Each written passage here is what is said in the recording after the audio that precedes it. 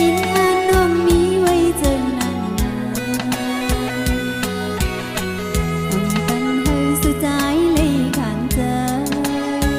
ยุ่งเจอน้องเลยตื่นว่าตีปอกมาหา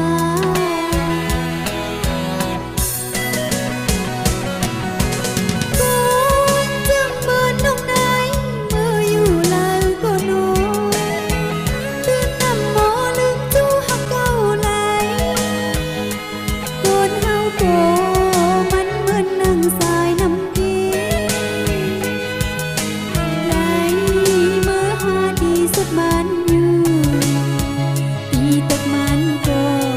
ไหลปอกว่าคืนที่เก้าคนเรื่องใจพี่เฮากัดเย็นสีย้อนสู้เฮาเจียวหอดพบผ่านกัน